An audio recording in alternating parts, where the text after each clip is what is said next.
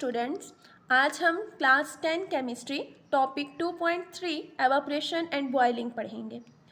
अगर मैं topic start करने से पहले आपको बताऊं कि एवापोरेशन क्या होता है और बॉइलिंग क्या होता है, तो वो ये है कि एवापोरेशन एक ऐसा अमल होता है जिसमें हम जब भी लिक्विड के मॉलिक्यूल्स को हीट अप करते हैं तो हमारे पास लिक्विड के मॉलिक्यूल्स गैसियस फेस में कन्वर्ट हो जाते हैं और वो हम उन्हें वाटर वेपर्स कहते हैं या फिर स्टीम कह सकते हैं।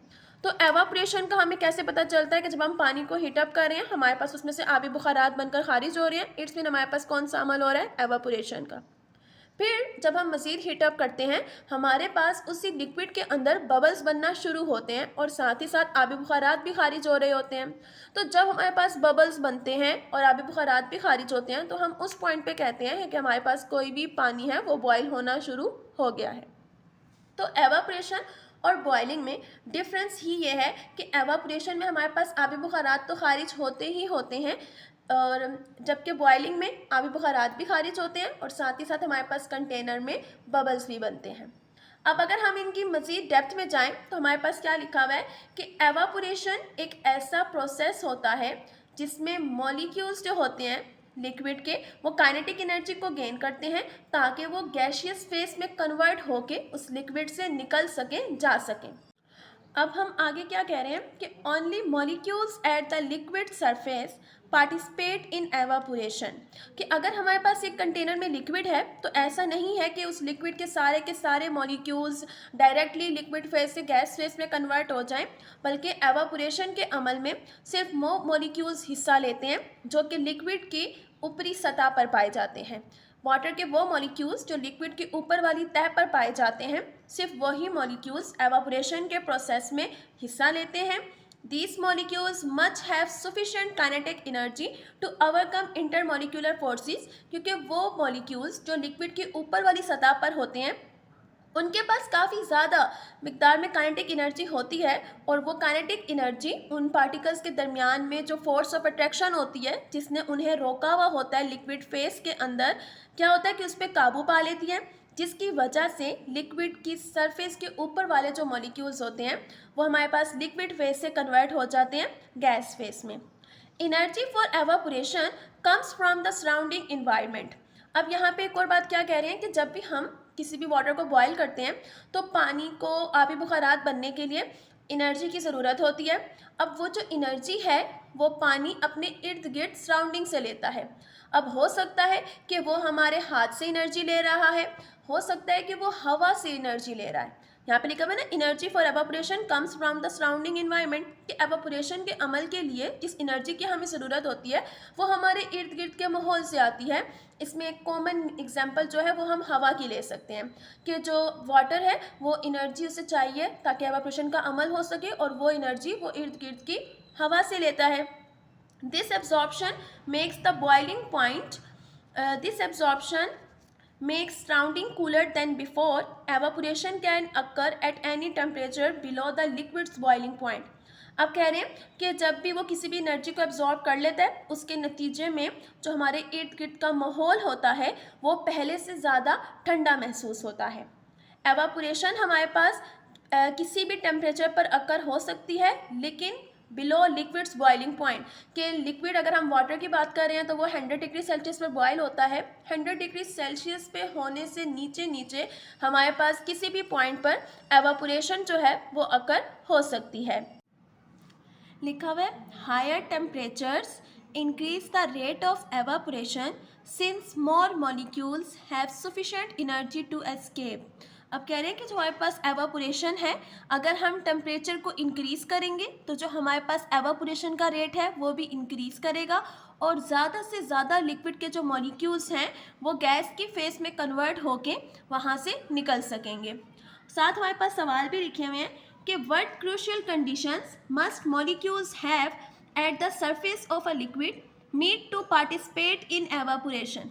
एक ये सवाल है और दूसरा सवाल यहाँ पर लिखा हुआ है Can evaporation occur at temperature below a liquid's boiling point? Explain why or why not. Next हमारे पास mention है as high energy molecules leave the liquid, the average kinetic energy of the remaining molecules decreases leading to a cooling effect. This is why sweating helps cool the body. अब यहाँ पे क्या कह रहे हैं कि जब हमारे पास ज़्यादा लिक्विड्स, जब हमारे पास ज़्यादा एनर्जी को गेन करेंगे तो वो ज़्यादा लिक्विड की स्टेट को छोड़कर गैस स्टेट में कन्वर्ट होंगे. The average kinetic energy of the remaining molecules, तो जो हमारे पास वो मॉलिक्यूल्स जो रह जाएंगे उनकी काइनेटिक एनर्जी डिक्रीज करेगी, जिसकी वजह से हमारे पास एक कूलिंग इफेक्ट पैदा होता है.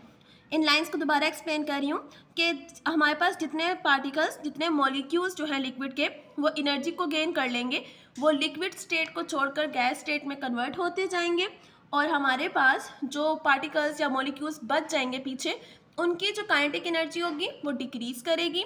इसी वजह से हमारे पास कूलिंग इफेक्ट भी होता है. और इसी तरह जो हमारे पास हमें पसीना आता है वो हमारी बॉडी को हेल्प करता है कूल डाउन होने के लिए. अब किस तरह कूल डाउन करता है कि जब हम कोई एक्सरसाइज करते हैं या फिर अगर टेम्परेचर हॉट होता है तो हमें पसीना आता है. अब उस स्वेटिंग के नतीजे में क्या होता है कि जब हमारा वो पसीना एवापोरेट हो जाता है, वाटर वेपर्स बनकर उड़ जाता है, तो हमें एक ठंडक का एहसास होता है. तो हम कह सकते हैं कि हमारे पास जो स्वेटिंग है ये हमारे पास एवापोरेशन इस अ कूलिंग प्रोसेस होता है. तो इसीलिए स्वेटिंग का ताल्लुक हमारे पास एवापोरेशन से भी है. अब इसकी एग्जांपल्स में हमारे पास क्या लिखा हुआ है एवापोरेशन की एग्जांपल्स में? Drying of clothes on a line, कि अगर हम कपड़ों को धूप में सुखाते हैं तो सूरज की रोशनी में जो हमारे पास कपड़ों के अंदर वाटर मौजूद होता है वो आबी बुखारात बन के उड़ जाता है. इसके अलावा अगर हम नदी नाले देखें, झीलें वगैरह देखें, इन सबको, लेक्स और ओशियंस को देखें, तो इसमें क्या होता है कि हमारे पास पानी मौजूद है. जब सूरज की रोशनी उस पानी पर पड़ती है तो हमारे पास पानी के आबी बुखारात बनते हैं. वो आबी बुखारात उड़कर वापस हमारे पास एटमॉस्फेयर में जाते हैं, जिसके नतीजे में हमारे पास दोबारा बारिश होती है. तो कह रहे हैं कि जो एवापोरेशन है वो हमारे पास ताउन करता है, हिस्सा डालता है वाटर साइकिल में भी. अब वाटर साइकिल यही है ना कि पहले पानी था, सूरज की रोशनी पड़ी, वाटर वेपर्स बने, वाटर वेपर्स बन के एटमॉस्फेयर में गए और फिर बारिश की फॉर्म में दोबारा वाटर की फॉर्म में नीचे आ जाते हैं. तो ये हमारे पास वाटर साइकिल है. इसके अलावा स्वीट एवापोरेटिंग फ्रॉम द स्किन, के जो हमारे बॉडी से पसीना निकलता है वो एवापोरेट हो जाता है स्किन से, जिसकी वजह से हमारी बॉडी में एक कूलिंग इफेक्ट पैदा होता है. यहाँ तक एवापोरेशन का टॉपिक कंप्लीट होता है. आगे चलते हैं कि बॉइलिंग क्या होता है. तो हमारे पास लिखा हुआ है boiling is a process in which a liquid turns into a vapour when it is heated to its boiling point.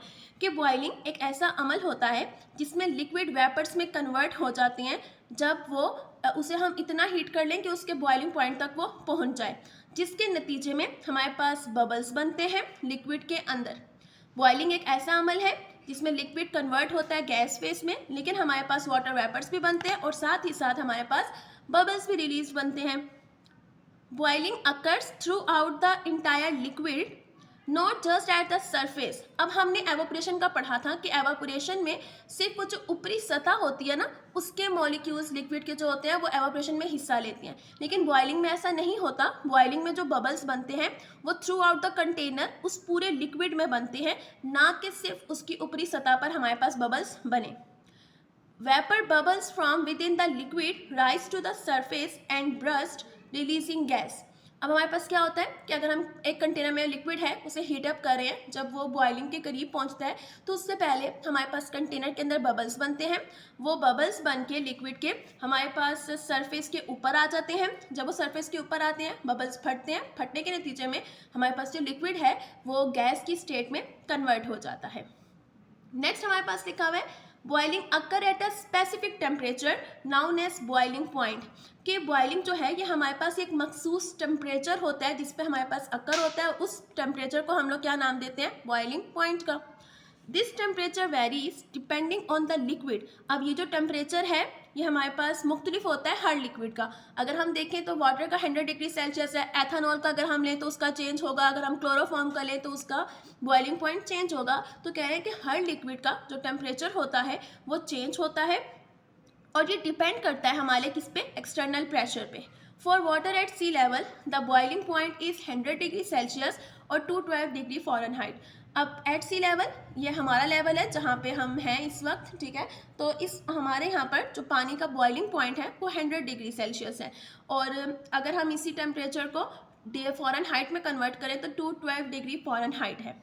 अगर मैं एक और बात का इजाफा करूँ तो ये है कि अगर हमारे पास लिक्विड है ना, लिक्विड बॉयल होना तब शुरू होता है जब उस लिक्विड के अंदर का प्रेशर और हमारे एटमॉस्फेयर का प्रेशर दोनों बराबर हो जाएं।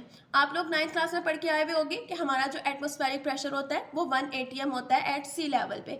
जब हमारे बाहर का प्रेशर और हमारे उस कंटेनर के अंदर का प्रेशर, दोनों प्रेशर जब आपस में इक्वल हो जाते हैं, तब कोई भी चीज़ बॉयल होना शुरू होती है, उसके अंदर बबल्स बनते हैं, जिसके नतीजे में हम लोग कहते हैं कि हमारे पास क्या हो रहा है, बॉइलिंग अकर हो रही है। अब नेक्स्ट पैराग्राफ में वो क्या कह रहे हैं कि continuous heat is required to maintain the liquid at its boiling point, कि अगर हम चाहते हैं कि लिक्विड है वो मेंटेन रहे, उसका बॉइलिंग पॉइंट मेंटेन रहे, तो हम जो उसे हीट प्रोवाइड कर रहे हैं वो हमें कंटिन्यूस प्रोवाइड करनी है। ऐसा नहीं है कि हमने थोड़ी देर उसे हीट प्रोवाइड की, फिर हम स्टॉप कर दें, फिर हम दोबारा से स्टार्ट करें। तो कह रहे हैं कि अगर आप चाहते हैं कि किसी भी लिक्विड का बॉइलिंग पॉइंट जो है वो मेंटेन रहे, तो आपको मुसलसल उसे हीट जो है वो प्रोवाइड करनी है। The temperature of the liquid remains constant during boiling, कि जब कोई चीज़ हमारे पास बॉयल हो रही होती है तो जो हमारे पास लिक्विड का टेम्परेचर है वो कांस्टेंट रहता है। As the added energy is use to convert the liquid into the gas, अब वो एनर्जी जो कि पहले वो अपने अंदर ऐड कर लेते हैं उसे हम लोग इस्तेमाल करते हैं ताकि जो लिक्विड है वो कन्वर्ट हो सके गैस की हालत में। हम पढ़कर आए हुए हैं कि जब भी हमारे पास कोई भी हालत तब्दील हो रही होती है, जब मादा एक हालत से दूसरी हालत में जा रहा होता है, तो जो उसका टेम्परेचर है वो कांस्टेंट रहता है। तो यहाँ पे यही लिखा हुआ है कि जो हमारे पास जब लिक्विड अपनी हालत को तब्दील कर रहा होगा गैस में, तो हमारे पास टेम्परेचर कांस्टेंट रहेगा, लेकिन वो एनर्जी जो लिक्विड पहले से गेन कर चुके हैं, लिक्विड के पार्टिकल्स, वो एनर्जी उन्हें मदद करेगी कि वो अपनी लिक्विड हालत को छोड़कर गैस की हालत में तब्दील हो सकें। Boiling is characterized by vigorous formation of bubbles and steam, कि हम लोग बॉइलिंग के अमल को कैसे शनाख्त कर सकते हैं, कैसे पहचान सकते हैं कि जब हमारे पास जो बबल्स हैं वो पुरजोश हो और स्टीम भाप निकल रही हो, तो तब हम ये पहचान सकते हैं कि हमारे पास बॉइलिंग का प्रोसेस अकर हो रहा है। Making it a highly visible process, और बॉइलिंग एक ऐसा अमल है जो कि विजिबल मतलब इंतहाई हमें आसानी से बहुत ज़्यादा दिखाई देता है।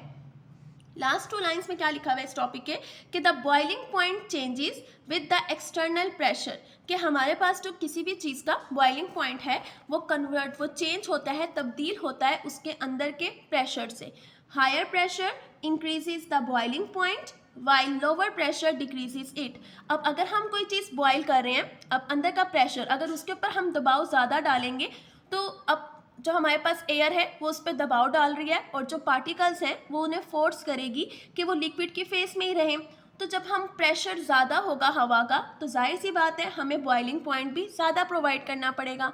लेकिन जब हमारे पास हवा का दबाव जो है वो कम होगा लिक्विड्स के पार्टिकल्स पे, तो अगर हम उन्हें कम बॉइलिंग पॉइंट भी देंगे तो लिक्विड्स के जो पार्टिकल्स हैं वो गैस की स्टेट में कन्वर्ट हो जाएंगे। इसी वजह से कहते हैं कि जो वाटर है वो हमारे पास बॉइल्स होता है लोअर टेम्परेचर पे एट हाई एल्टीट्यूड्स, के अगर हम ऊंचाई की तरफ जाते हैं तो हमारे पास कम टेम्परेचर पर भी वाटर जो है वो बॉयल होना शुरू हो जाता है। यहाँ तक हमारा ये टॉपिक कंप्लीट हो गया है। अब हम मिलते हैं इंशाल्लाह अगले लेक्चर में, तब तक के लिए अल्लाह हाफिज़।